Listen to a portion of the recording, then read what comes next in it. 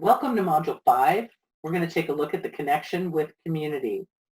It's an external connection, and the primary benefit is belonging. We all have a craving for the sense of belonging. We want to belong with our people. Who are our people?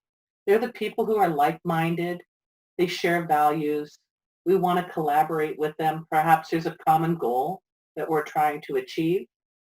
And they can occur in one-on-one interactions, small groups, or large groups. So it's a pretty big body of people. And in the terms of the setting, it could be people that you work with, people you worship with, or volunteer with, or perhaps they're your neighbors, or their family that are not in the specific intimate circle.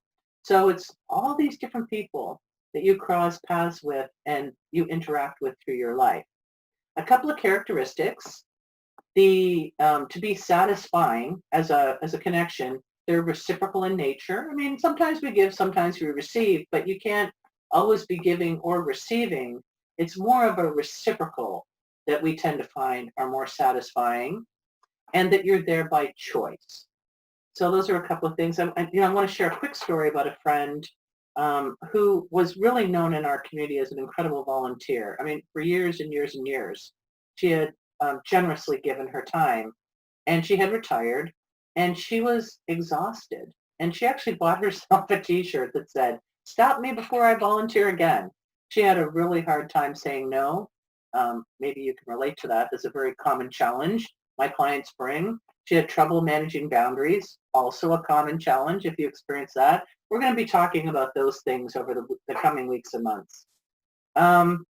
But she did have to start saying no to some of these things, or when it was time to renew up a term for something, it was really time for someone else to take over and volunteer. So the first thing that her very first choice was to rest. She was exhausted, and she needed to just put a pause button on. It was never her intention to never volunteer again, but she had to pause. And then a funny thing started happening. So she was in the condition of overwhelm previously. She's resting, and she's noticing that there's some craving coming up in her connection with community. Not that she didn't love all the things and the causes that she had contributed with her time and the gift of her intelligence, but she was craving new experiences.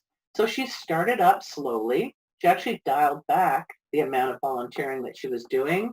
And she even had a small part-time job. I had mentioned she was retired, but this part-time job was totally different from what she did as a vocation. And it was very much mission-driven. And it was very much in alignment with the things that she cared most dearly about and helping her community.